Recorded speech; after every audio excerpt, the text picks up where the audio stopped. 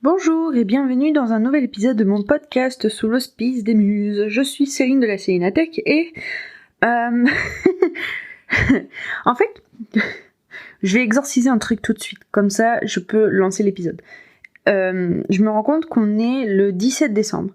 Et j'avais dit qu'au mois de décembre je reprendrais ma chaîne YouTube. Et je l'ai pas fait. Voilà, j'ai exorcisé la chose, c'est fait. Non mais vraiment, j'avais vraiment envie de reprendre ma chaîne YouTube et je sais pas comment j'ai pas vu le mois de décembre passer. Et j'ai rien fait pour reprendre ma chaîne YouTube, donc je suis assez dégoûtée parce que... Non mais ça y est, ça vient. En fait, je crois que je sais pas quelle va être la différence entre ma chaîne YouTube et ce podcast. Pardon, je déglutis car sinon j'allais faire un bruit horrible de gorge. Oui, donc je disais... En fait, je crois que je sais pas ce qui va différencier le podcast... mes stories Instagram et YouTube, ma chaîne YouTube. Et du coup, j'ai l'impression que là, pour le moment, ça tourne un petit peu dans ma tête. Qu'est-ce que je fais de ce podcast ? Parce que vraiment, le podcast, en fait, c'est trop bizarre parce que, vous savez, je ressens cette espèce de sensation où on repousse un peu d'y aller.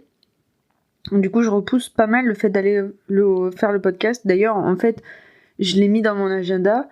Mais je fais que de le bouger dans mon agenda, le créneau podcast, enfin bref. Donc je repousse pas mal le fait de tourner mes épisodes de podcast, sauf qu'à chaque fois que je lance mon dictaphone et que je me mets à parler, en fait, ça me fait un bien fou, j'aime beaucoup ça. Voilà. Voilà, ça me fait un bien fou et j'aime beaucoup ça, point. Barre, sauter la ligne et aller voir ailleurs si j'y suis. Et oh, ouais, faut pas être méchante, hein. C'est pas la faute des gens. Et bref, oh là là, j'ai la connerie, je crois, aujourd'hui. Bon. Du coup, je pense que les différents supports que j'utilise en ce moment pour parler de mon entreprise, pour parler de mon écriture, pour parler de tout ça, j'ai l'impression que c'est pas clair pour moi ce que j'ai envie d'en faire. Et ça m'étonne que je parle de ça dans cet épisode aujourd'hui parce que c'est une question que j'ai dans ma tête depuis assez longtemps. Bon, très longtemps quand même pas non plus, mais assez longtemps. Et c'est étonnant que ça vienne dans cet épisode alors que je croyais que j'allais vous parler du fait que je suis fatiguée émotionnellement et que du coup j'arrive pas à écrire. Mais bon, c'est pas grave. La vie est ainsi faite. Mais en fait, dans ce podcast par exemple, ce que j'aime bien, c'est vraiment le côté coulisses. Le côté... bah voilà, moi, là, ça se trouve, je suis en train de tourner, je suis en pyjama, et puis pas coiffée, et puis pas lavée, et puis tout ça, enfin, on s'en fout, vous voyez, parce que ce qui compte, c'est ce que je dis. Bah voilà, c'est le principe du podcast, en fait, ce qui compte, c'est ce que je dis. Et j'aime bien ce format intime, en fait, et c'est pour ça que ce que j'aime le plus dans ce podcast, finalement, c'est faire... des espèces de flots de paroles de comment ça va en ce moment, où j'en suis en ce moment, etc., etc. Mais le truc, c'est que des fois, je me pose la question de est-ce que ça le fait pas... Enfin, est-ce que ça le fait si je parle de mon entreprise en même temps que de parler de les coulisses de l'écriture de mon roman dans le podcast. Mais bon, enfin, là, vous voyez, je pose la question à voix haute et tout de suite, mon intuition a envie de répondre « Bah non, on s'en fout, tu parles bien de ce que tu veux, meuf. » C'est les coulisses de ma vie, en fait, bah voilà, c'est tout. Et d'ailleurs, ça doit être assez bizarre, non, d'écouter les coulisses de la vie de quelqu'un. Non, c'est pas ça. En vrai, moi, j'aimerais trop écouter les coulisses de la vie de quelqu'un comme ça qui avance et qui fait plein de choses et tout, parce que quand on voit les changements d'état d'esprit qui sont nécessaires pour avancer dans la vie, et des fois, nous, on n'arrive pas à les créer, ces changements d'état d'esprit en nous, parce que on ne sait pas sur quoi se baser, on ne sait pas comment copier et tout. Et en fait, l'être humain est fait pour fonctionner en mimétisme ou en... Je sais pas comment dire autrement, mais en rebond. Oui, voilà, c'est ça. Je pense que, enfin, et d'ailleurs moi, alors je vais parler de moi parce que du coup j'ai pas lu de recherche à ce sujet-là ou quoi que ce soit, donc on va parler que de mon cas à moi et vous, bah c'est peut-être pas ça, mais c'est pas grave. Mais en fait voilà, moi j'ai besoin de bosser en rebond par rapport à ce qui se passe. Je suis super efficace à réagir. à savoir quand je vois quelque chose si j'ai envie de copier ou si j'ai envie de me construire à l'opposé d'eux. Ou en fait, ouais, c'est ça. J'aime beaucoup rebondir sur les choses, rebondir sur les trucs qui m'inspirent, rebondir sur mes lectures, rebondir sur voilà. Ouais, moi je passe ma vie à rebondir. et et du coup, quand on me demande de faire l'exercice, bah par exemple, typiquement. En coaching, on va vous faire bosser sur comment changer votre état d'esprit initial. Mon chat fait des câlins à mes pieds, ça me fait rire, pardon. Comment changer votre état d'esprit initial de vous-même. Genre par exemple, imaginons, je sais pas, on va dire, au début quand j'écrivais, je me mettais face à la page blanche de mon bouquin et ce que je pensais c'était de toute façon t'as jamais été capable de terminer un roman, encore un projet que tu mèneras pas jusqu'au bout, de toute façon les choses qui te passionnent vraiment apparemment tu les fais pas bien ou tu les fais pas correctement, enfin vous voyez ce genre de pensée. Et le coaching va venir là bosser sur cet état d'esprit là, vous faire prendre de la hauteur et vous montrer que vous êtes capable de générer un schéma de pensée, des actions, des croyances, je sais pas comment dire autrement, mais vraiment des pensées dans lesquelles vous croyez vraiment, qui vous emmènent à agir. Mais là vous voyez, il y a ma conscience professionnelle de coach qui m'y vient. Tous les courants de coaching ne fonctionnent pas comme ça. Là, c'est vraiment spécifique au coaching que j'ai vécu avec Esther, donc inspirée de Brooke Castillo, qui a créé le fameux schéma de Brooke Castillo des circonstances, pensées, émotions, actions, résultats, issu de la programmation neurolinguistique. Mais je sais qu'il y a d'autres... il y a la programmation neurolinguistique, il y a, comment ça s'appelle, l'analyse transactionnelle... je sais plus ce qu'il y a d'autre, enfin bref, il y a différentes manières de bosser en coaching, mais vraiment l'idée c'est que le coaching vient chercher l'état d'esprit dans lequel tu es en ce moment et te montre que tu es capable de générer l'état d'esprit, les actions, le chemin et les objectifs qui t'emmènent là où tu as vraiment envie d'être. Voilà, point barre. Parce que sinon je vais me perdre. Et donc c'est exactement ouais, parce que voilà, du coup je sais plus pourquoi je parlais de ça. Ah oui, parce que je voulais voir les coulisses des gens, parce que alors attendez, je refais mon raisonnement. Je veux voir les coulisses des gens parce que ça me permettrait de voir des gens qui sont en train de changer d'état d'esprit. Changer d'état d'esprit, ça me permettrait d'avoir de la matière sur laquelle rebondir pour travailler mon propre changement d'état d'esprit. Ah voilà, donc j'en étais là. Et parce que du coup dans le coaching, mais le chat ne miaule pas, on va t'entendre. Bref, parce que du coup dans le coaching, non mais tais-toi. Dans le coaching, quelque part on te demande de générer ton nouvel état d'esprit. Et sauf que le truc c'est que pour générer un nouvel état d'esprit, il faut que tu crois dans la pensée que tu es en train de donner, la nouvelle pensée que tu as envie de choisir, le nouvel objectif dans lequel tu as envie de te lancer ou un truc comme ça. Il faut que tu y crois. Et t'es pas capable d'y croire comme ça d'un coup, d'un seul, du néant en fait. Et d'ailleurs c'est pour ça que généralement, enfin je sais que dans mon boulot où je prends des premiers appels là pour le coaching que propose Esther, ce que je remarque c'est que souvent j'ai des personnes qui ont tenté de faire des routines d'auto-coaching, qui ont tenté de se lancer un petit peu dans le sujet, qui connaissent du coup à peu près, qui ont fait le chemin d'observation en tout cas, de prendre de la hauteur, mais qui viennent en me disant mais moi j'arrive pas à faire le schéma volontaire, j'arrive pas à me générer mon nouvel état d'esprit. Mais j'ai l'impression que c'est parce que nous, les êtres humains, là, en fait, on n'a aucune matière dans notre société pour générer les schémas de pensée volontaires. Vraiment, moi je trouve que... Ou alors peut-être c'est le propre des gens qui se font coacher, c'est qu'on sort des milieux où on n'a pas d'exemple comme ça. Mais je sais que moi, j'ai toujours trouvé ça très difficile de générer de moi-même, hein. C'est-à-dire que c'est ça le boulot du coaching en fait, c'est que ce soit vous qui génériez, oui, vos pensées. Depuis tout à l'heure, j'ai envie de dire pensées positives parce que pour moi c'est vraiment ça.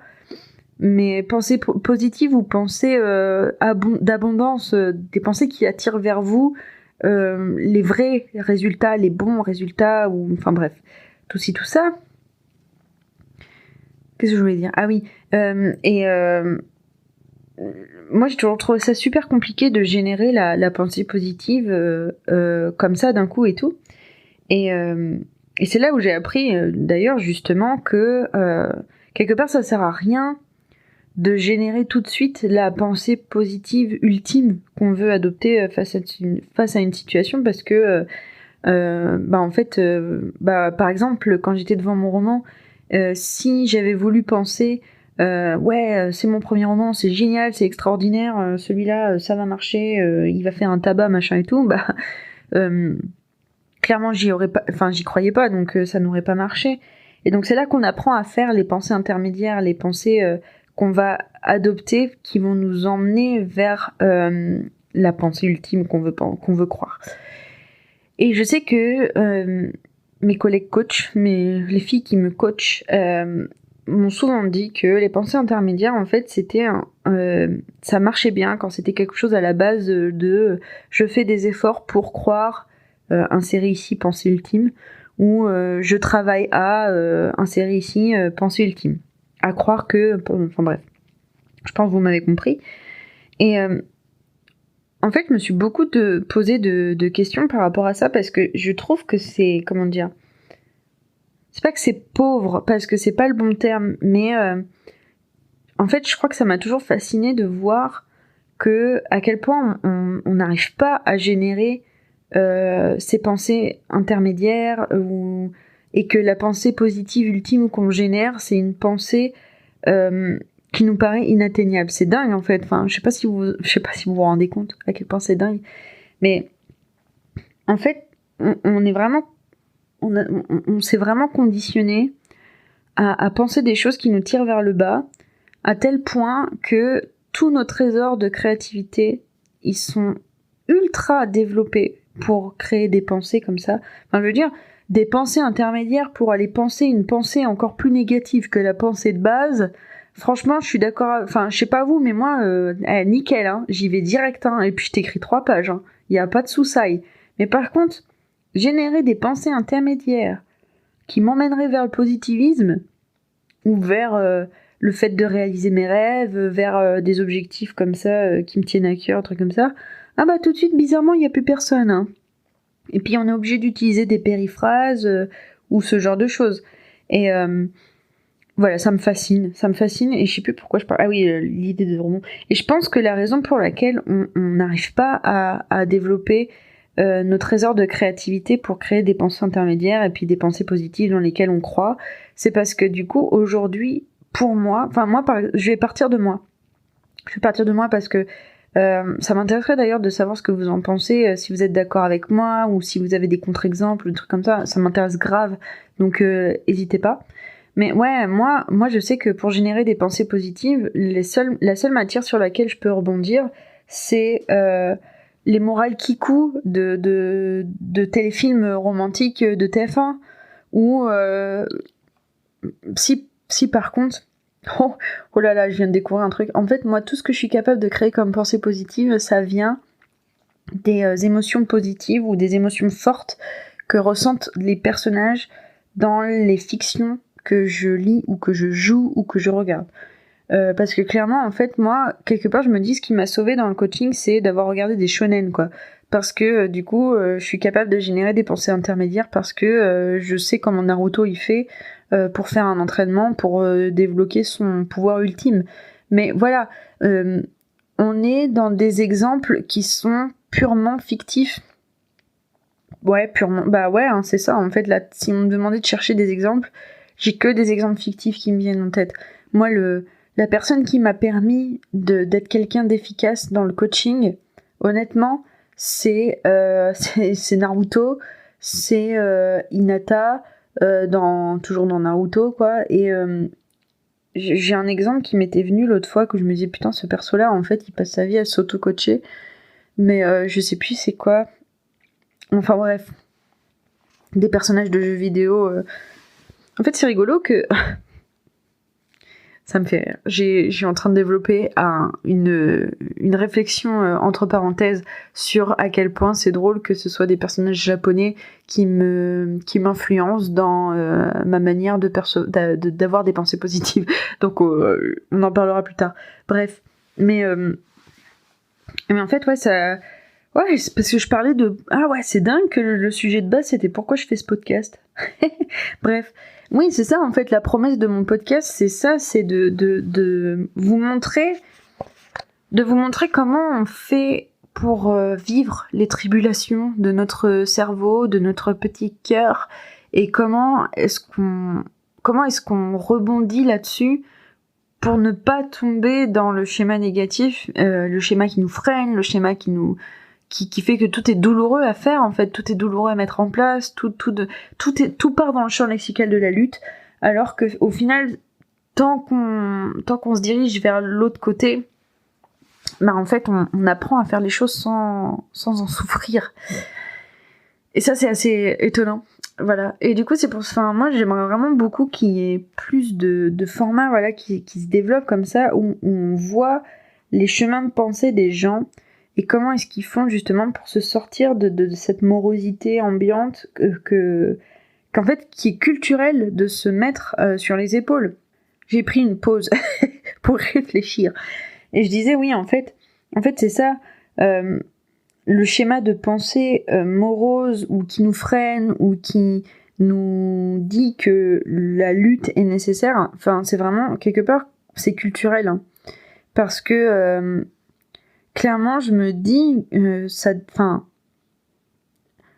en vrai, si on était élevé dans le travail, ouais, non, allez, je vais pas partir là-dedans parce que je suis pas sûre de ce que je vais dire. Mais pour moi, ouais, en fait, c'est ça. C'est vraiment, quand on a envie de se lancer là-dedans, c'est laisser tomber tous les bagages c'est comme si on avait 2 bouquins qui s'appelaient Comment penser pour les nuls. Et sauf que du coup, t'en as un qui a été écrit de manière à ce que tu t'auto-sabotes non-stop, et l'autre, il a été écrit de manière à ce que tu t'élèves tout le temps vers le haut, que t'aies jamais envie de t'arrêter, ou en tout cas que tu te connaisses exactement et que tu... il me défonce les doigts de pied. Que tu sois capable... Non mais, mon chat me bouffe les doigts de pied. Ah, dégage. Putain... comment penser pour les nuls? Toi, on va t'apprendre à comment penser pour les chats nuls qui mangent les pieds. Bref. Ah, bah du coup, je sais plus ce que je disais. Ah oui, les 2 bouquins. Comment penser pour les nuls, mais un qui est mauvais et puis un qui est bon. Voilà, hein, voilà, on résume. et que, en fait, tout dans la société nous encourageait à apprendre le bouquin Comment penser pour les nuls... Mais attendez, c'est dingue, mais en vrai c'est dingue parce que c'est ça, enfin vous vous rendez compte, ces bouquins, ça s'appelle Comment nanan pour les nuls. Enfin vous vous rendez compte, le jugement déjà de base, en fait dans cette société, il faudrait qu'on sorte parfait, enfin qu'on sorte sachant déjà du ventre de nos mères, parce que sinon si on sait pas, on est nul. Tu sais, il y a pas, c'est pas comment apprendre la guitare pour les débutants, c'est comment apprendre la guitare pour les nuls. What? Non mais calmez-vous bien la rate en fait. Non, ouais, c'est ça. C'est fou. C'est fou. C'est fou, c'est fou, c'est fou. Oh là là, non mais je suis en train de... je suis en train de partir dans des réflexions hyper deep, là, toute seule. Je reviens à mon sujet de base, mais ouais, là, j'ai envie de lire des essais de sociologie sur le pouvoir et comment est-ce qu'en fait... dans la vie, ceux qui ont des pouvoirs, c'est ceux qui se catégorisent dans la bonne étiquette, en fait, parce qu'au final, quelqu'un qui a du pouvoir, il achète pas comment pratiquer la guitare pour les nuls, parce qu'en fait, lui, il s'achète un tuteur personnalisé pour apprendre la guitare. C'est pas une question de riche, hein, c'est une question de pouvoir. Hein. Du coup, il est mauvais, mon exemple. Mais bref... Bah, typiquement, hein, 2 mecs qui ont le même budget. Mais il y en a un qui est en posture de pouvoir et l'autre qui est en posture de manque. Et du coup, celui qui est en posture de manque, il va acheter comment débuter la guitare pour les nuls, alors que celui qui est en posture de pouvoir, il va acheter comment débuter la guitare pour les futurs winners. Vous voyez. Bref, je lirai des trucs. Enfin, si j'ai le temps, si je trouve, si je sais comment chercher, je lirai des bouquins sur le sujet. Mais tout ça pour dire que voilà, mon podcast, il est fait... Ouais, c'est ça. La promesse de mon podcast, c'est de vous donner de la matière pour rebondir. Et du coup, la matière pour rebondir, c'est la propre matière que je travaille de mois à mois. Ah bah merci pour ça. Merci de m'avoir aidé à trouver la promesse de mon podcast. Dans le prochain épisode, nous trouverons la promesse de ma chaîne YouTube. Et dans l'épisode d'après, on trouvera les promesses de plein de trucs. Ouais, on est au taquet. Non, je rigole. Bref. Merci de m'avoir écouté. Je vous dis à très vite pour un prochain épisode. Et d'ici là, eh bien, rebondissez bien. Allez, salut.